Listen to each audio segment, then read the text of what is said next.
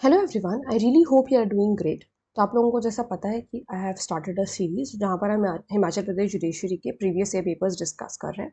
2019 के तीनों पेपर हम लोगों ने डिस्कस कर लिए। अब हम 2023 के पेपर्स डिस्कस करेंगे। ठीक है, तो सिविल लॉ 1 का आज हम सबसे पहले पेपर डिस्कस करेंगे, जिसका सबसे पहला क्वेश्चन है which of the following is not a suit of civil nature. Direct question पूछा है, कुछ ज़्यादा दिमाग लगा के मेंस की टेक्निकलिटी में आपको नहीं जाना है, बस आपको सवाल का सीधे सीधे जवाब देना है कि इनमें से कौन सा जो सूट है वो सिविल नेचर का वाद नहीं है। Suit in which the right to property is contested, ये भी सिविल नेचर का है। Suit in which right to office is contested, ये भी सिविल नेचर का है। Suit relating to taking out a religious procession, ये भी सिविल नेचर का सूट है। Suit against expulsion from caste, तो यही बचा, ये सिविल नेचर का सूट नहीं है। ठीक है, नॉट वाले क्वेश्चंस पे पहले से ही एक गोला लगा लिया करो कि हाँ यहाँ पे नॉट पूछा गया है तो कोई गलती ना करो आगे चल के। पता चला ऑप्शंस जो है पढ़ते पढ़ते तभी भूल गए कि क्या पूछा गया था और गलती से कुछ और मार्क कर दिया, इसलिए पहले से ही सतर्क होकर के वही लगा देने का, उस पर गोला लगा देने का। ठीक है, choose the correct alternative from assertions and reasons. इस तरीके के सवाल हिमाचल प्रदेश जुडिशरी में बहुत पूछे जाते हैं। असर्शन क्या है कि अ सूट में be barred from the cognizance of civil court on the grounds of public policy. A court should not countenance matters injurious to against and the public weal। तो सही बात है कि यहाँ पर सूट बार अगर किया गया है पब्लिक पॉलिसी के ग्राउंड पर, तो उसको अगर ऐसा कुछ मैटर है विच इज इंजूरियस है या पब्लिक वील के अगर अगेंस्ट जा रहा है, तो वहां पर उसको छेड़ने की कोई जरूरत नहीं। ठीक है, अब कंस्ट्रक्टिव रेजिडिकाटा किसमें दिया हुआ है, तो सवाल एकदम अच्छा सा है, लड्डू सा सवाल है। सेक्शन 11 एक्सप्लेनेशन 4, ये भी सारे एक्सप्लेनेशन आपको याद होने चाहिए। 2 में क्या है, 3 में क्या है, 5 में क्या है। Choose the correct alternative for assertions and reasons. Civil court's jurisdiction should be readily informed unless expressly provided under any statute। readily informed जब तक कि statute में provide ना, there is no presumption in favor of court's jurisdiction। क्या court के jurisdiction में कोई favour नहीं होता? दूल्हा भाई वर्सेस क्या था, मैं भूल गई, स्टेट ऑफ महाराष्ट्र है क्या, ये जरा सा देख लेना, मेरा मजाक मत उड़ाना इसमें, मुझे याद नहीं आ रहा। दूल्हा भाई वर्सेस स्टेट ऑफ महाराष्ट्र ही है शायद। पहला तो उन्होंने सही लिखा कि हाँ अगर एक्सप्रेसली स्टैट्यूट में जब तक प्रोवाइड ना हो तब तक कुछ उसको छेड़ा नहीं जाएगा। प्रिजम्पशन हमेशा कोर्ट के फेवर में किया जाता है कि इसके पास जुरिस्डिक्शन, कि इस कोर्ट के पास जुरिस्डिक्शन है। कभी भी कोर्ट के अगेंस्ट में फेवर, मतलब कभी भी कोर्ट के अगेंस्ट में आप जाकर के बात नहीं करोगे कि जुरिस्डिक्शन नहीं है, हमेशा ही माना जाएगा कि इनके पास जुरिस्डिक्शन है। इसलिए ए वाला पॉइंट करेक्ट है और आर फॉल्स है। ध्यान से पढ़िएगा सवाल को। कह रहा है the plaintiff P presents his plaint in the court of original jurisdiction against defendant D. The defendant resists the plaint, claiming that the matter in issue is also directly and substantially in issue। Previously जो suit था between the same parties, वो matter जो है substantially और directly in issue है। ठीक है, सही लग रहा है सब कुछ अभी तक। इन द यूनाइटेड किंगडम लेके चल रहा है। ठीक है, after hearing the parties on rest sub judice, the court exercise the power contained in section 151 और प्रोसीडिंग को स्टे कर देता है। इनहेरेंट पावर्स को यूज करके प्रोसीडिंग को स्टे कर दिया। Choose the correct response. अब इन्होंने करेक्ट रिस्पॉन्स में क्या पूछा है, ये पूछा है कि ऑर्डर लीगल है कि इलीगल है। तो क्या, तो order is illegal as it violates the power contained in the section 10। The order is illegal as Section 10 prohibits the institution of suits and the trial. Suit is pending in foreign jurisdiction। अब कुछ लोग इसको समझेंगे can't be considered in India। ठीक है, the order is legal as the court can stay a suit in the interest of justice। the order is legal, order एकदम सही है क्योंकि कोर्ट जो है स्टे कर सकती है सूट को जस्टिस के इंटरेस्ट के लिए, न्याय के लिए वो कर सकते हैं ऐसा। In which of the following cases of foreign judgment will not be conclusive. कौन से ऐसे केसेस जिसमें फॉरेन जजमेंट कंक्लूसिव नहीं होगा? Where it has been, section number 30। where it has not been given on the merits of the case, अगर merit पे नहीं दिया तो कंक्लूसिव नहीं है। where the proceeding in which the judgment was obtained are opposed to national justice, national justice के अगर विरुद्ध है तो भी नहीं होगा। where it has been obtained by fraud, fraud से अगर obtain किया तो भी नहीं होगा। तो all of the above is the correct answer। Choose the correct response. No objection as to competence of court with reference to the pecuniary limits of its jurisdiction shall be allowed by any appellate or revisional court। कोई भी court से allow नहीं किया जाएगा unless such objection was taken at the court of first instance। अगर first instance की court ने लिया है earliest possible opportunity पे, तभी जो है इस ऑब्जेक्शन को अलाउ किया जाएगा। सही बात है। Such an objection was taken at or before settlement of issues। तो देखो at और before settlement हो सकता है। ठीक है, there has been a consequent failure of justice। Of consequent failure हो अगर जस्टिस का, तो भी जो है ऑब्जेक्शन को मना नहीं करती है कोर्ट। तो ये तीनों कंडीशन जो है कोएग्जिस्ट करनी चाहिए तभी माना जाएगा, ठीक है। Where the former suit was dismissed because of dash, the principle of res judicata will apply. तो जब फॉर्मर सूट को वांट ऑफ ज्यूरिसडिक्शन पे, ठीक है, तो ये वाला आपका आंसर सही हो जाएगा। Non joinder, miss joinder, relief claimed but not granted, इस पे जो है रेस जुडिकाटा वगैरह अप्लाई नहीं होता। वांट ऑफ ज्यूरिसडिक्शन का मतलब है ज्यूरिसडिक्शन की कमी, ठीक है। Where the appellant has withdrawn the appeal filed against a decree passed ex parte, his application under order 9 rule 13 shall be rejected, reject कर दिया जाएगा, रिटर्न कर दिया जाएगा, मेंटेनेबल है या none of the above, it is maintainable, ठीक है। Which of the following provisions of CPC deals with interpleader suit? Interpleader suit, section number 35. Order number 35. A document shall be deemed to be admitted where a party is called upon to admit fails to deny specifically or by necessary implication. A party is called upon to admit fails to deny in the pleading, fails to deny in reply to the notice to admit documents. तो document को admit मान लिया जाएगा all of the above cases में। फिर 12th वाला क्या कह रहा है, which with respect to the abatement of suits, यानी कि सूट्स कब कहेंगे खत्म हो गई है under CPC, which of the following is incorrect पूछा है, गलत पूछा है क्या है। No abatement by parties death if the right to sue survive, सही बात, ये चीज सही है कि जब राइट टू स्यू सर्वाइव कर रही है तो भले ही पार्टी की डेथ हो गई हो, अबेटमेंट नहीं होता, सूट खत्म नहीं हो जाता, ठीक है।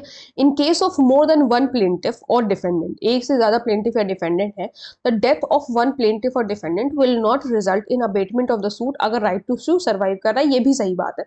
In case of death of sole defendant है, अगर एक अकेला डिफेंडेंट है जहां पर राइट टू स्यू सर्वाइव कर रहा है, the court shell allow a legal representative, तो लीगल रिप्रेजेंटेटिव को अलाउ कर दिया जाएगा, ये भी सही बात है। अब एक ही बचा है तो यही गलत होगा, लेकिन फिर भी हम इसको एक बार पढ़ लेते हैं।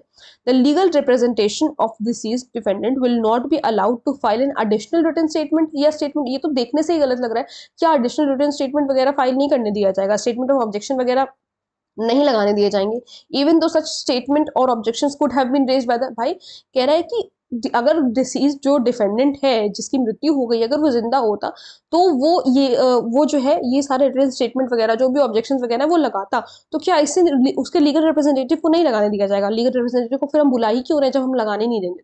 तो इस वजह से ये वाला आंसर, मतलब ये वाला आंसर आपका आंसर सही है, लेकिन ये स्टेटमेंट गलत लिखा हुआ है, ठीक है। Which of the following are not entitled to exemption, किसको exemption नहीं मिलेगा यहाँ पर, president of India, public officer, मतलब कि आपको कोर्ट में आना पड़ेगा, ठीक है। वुमेन जो कि पर्दानशीन वुमेन है, मेंबर ऑफ पार्लियामेंट को exemption नहीं मिलता। Which of the following is not correctly matched, not पूछ रहा है इसमें गलत कौन सा मार्क है ये पूछ रहा है।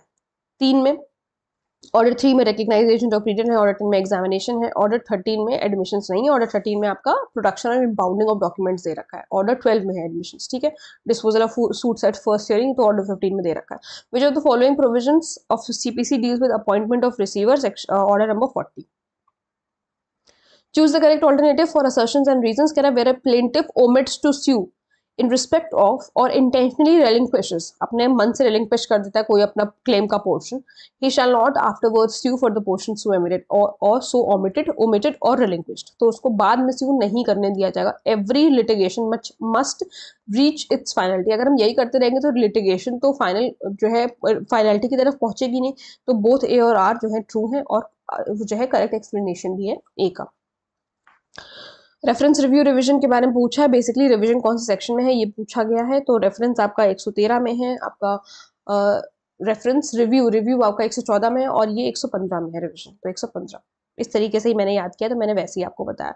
Which of the following provision deals with the inherent power, तो ये तो पता होना चाहिए, सेक्शन 151 में दे रखा है। Under section 64 of CPC, a private alienation, जब प्रॉपर्टी का अटैचमेंट हो चुका है उसके बाद अगर आप प्रॉपर्टी को सेल कर देते हो तो वो वॉइड हो जाएगा।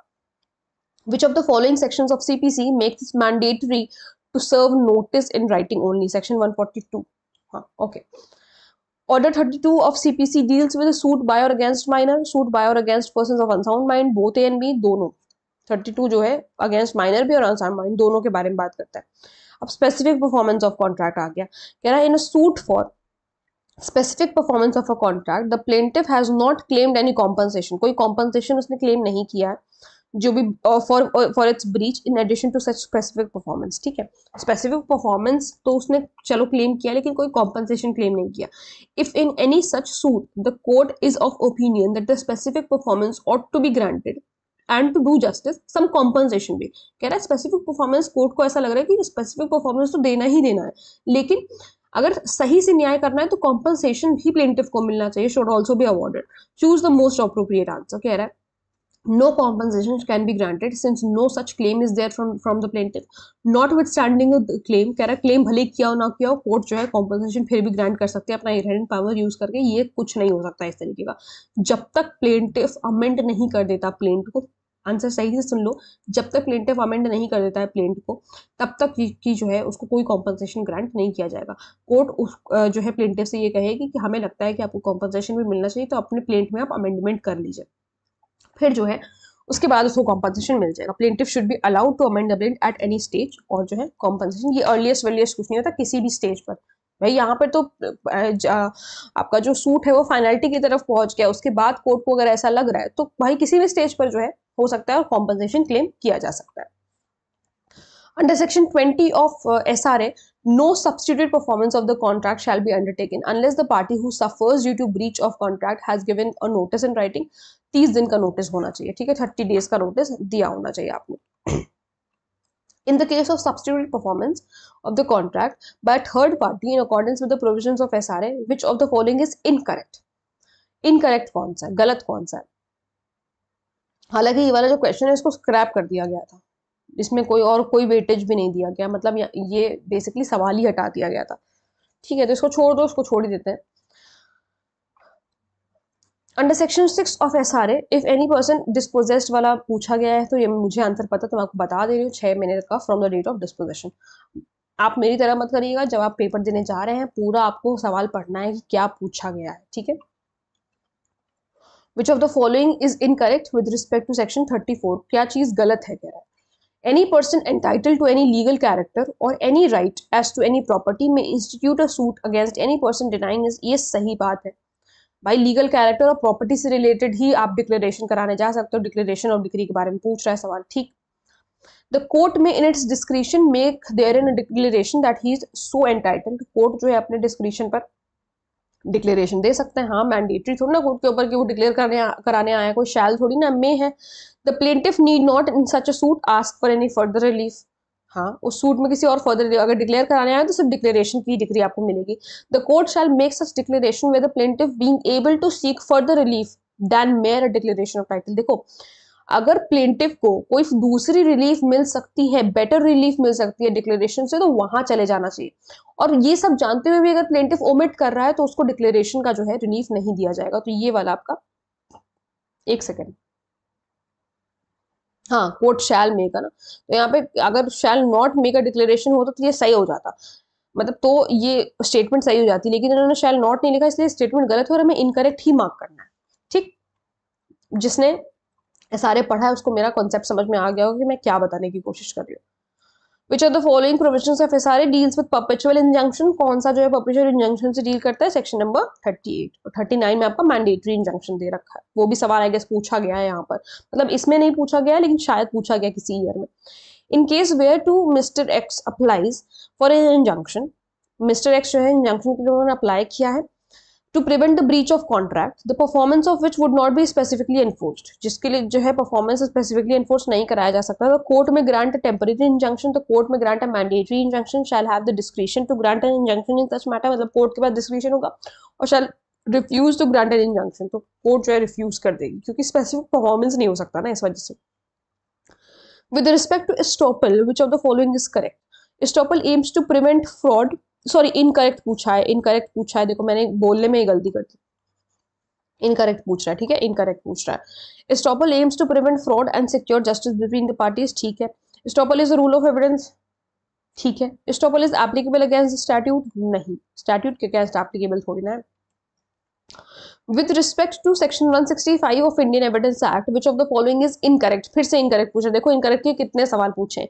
The judge may to discover or to obtain proper proof of relevant fact ask any such question he pleases, जज को जो भी क्वेश्चन सही लगे, भले वो इररेलेवेंट हो, रेलेवेंट हो, वो सब क्वेश्चंस पूछ सकते हैं.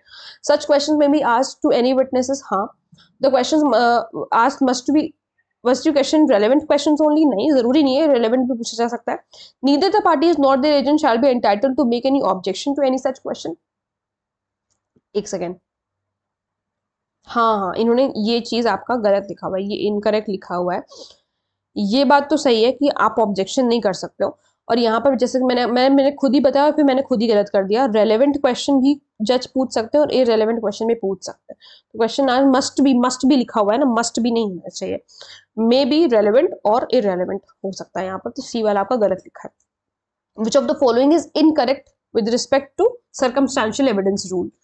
तो कह रहा है the circumstances from which an inference is sought to be drawn must be cogently and firmly established. सही बात है.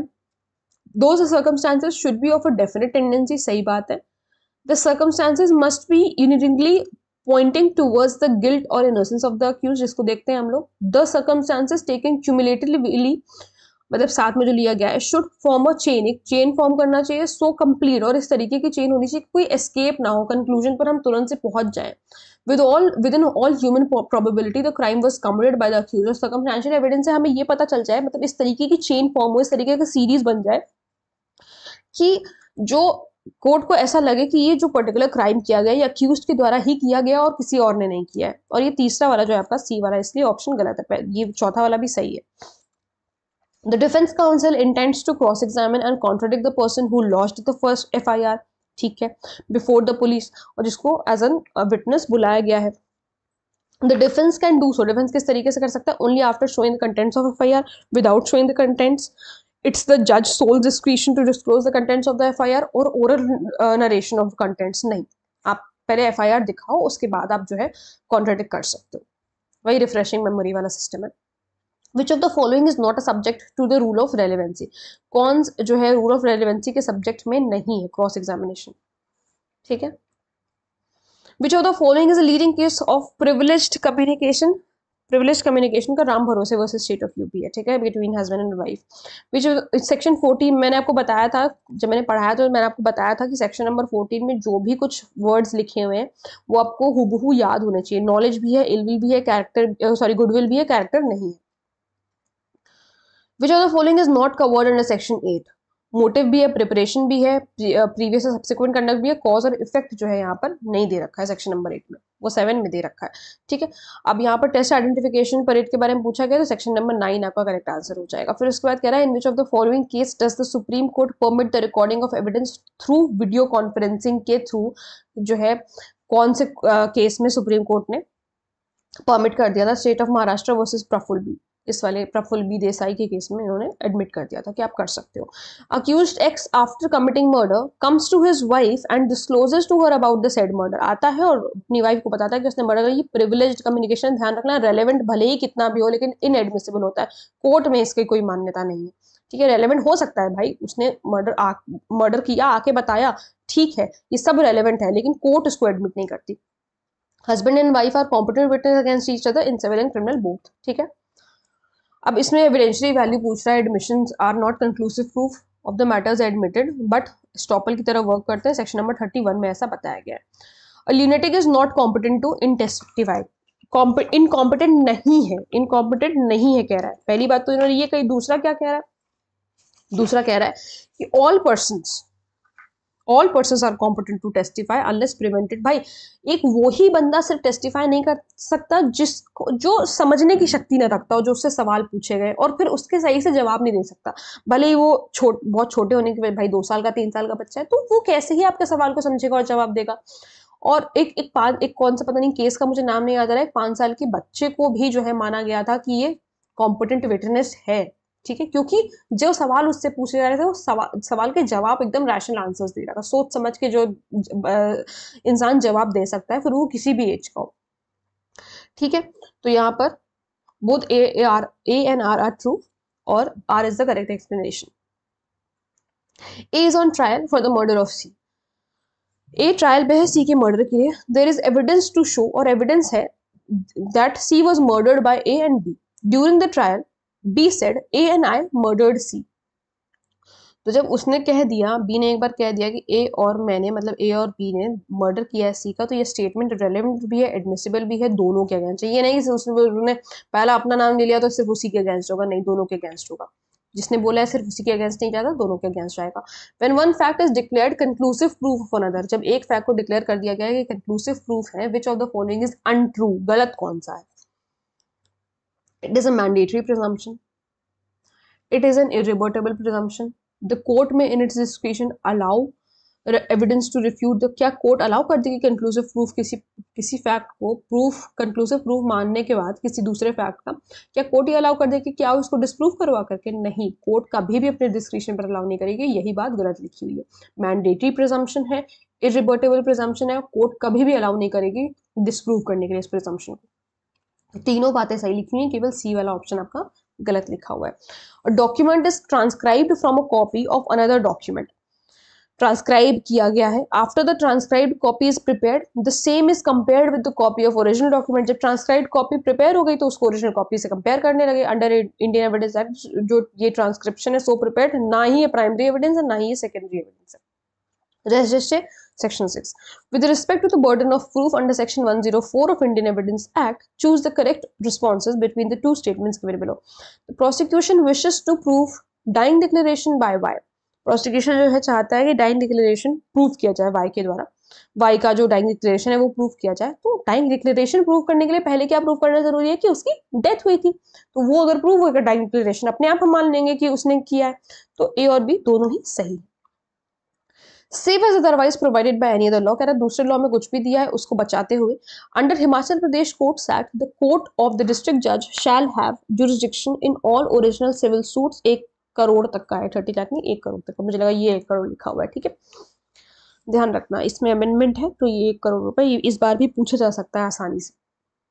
Under Himachal Pradesh Courts Act 1976, which of the following is being given power to confer jurisdiction of small causes court to the court of civil judge? ठीक है, small causes court का jurisdiction civil जज को दे देगा। तो मैं कौन देगा? The trial for the trial of suits cognizable by small causes court up to such value 2000 से ज्यादा नहीं होनी चाहिए। कौन देगा? तो जुरिस्डिक्शन देने का काम हाई कोर्ट का है। With respect to Indian stamp act HP amendment act 1952, where in the case of any sale several instruments are employed for completing the transaction, choose the incorrect response. गलत response चुनना है, गलत response चुनना है, ठीक है। The principal instrument only shall be chargeable with a duty prescribed in the schedule, सही है। The other instrument shall be chargeable with a duty of 1 rupee instead of duty. Other जो इंस्ट्रूमेंट्स है 1 रुपए केवल उनका चार्ज किया जाएगा if any prescribe. देखते हैं। The parties may determine for themselves which of the following instrument shall be treated as principal instrument. ये भी सही है।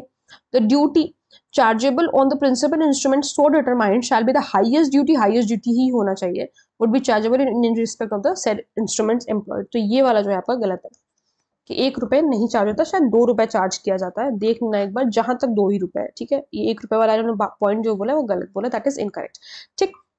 सो आई रियली होप आप लोगों को हेल्प मिली होगी कुछ इससे।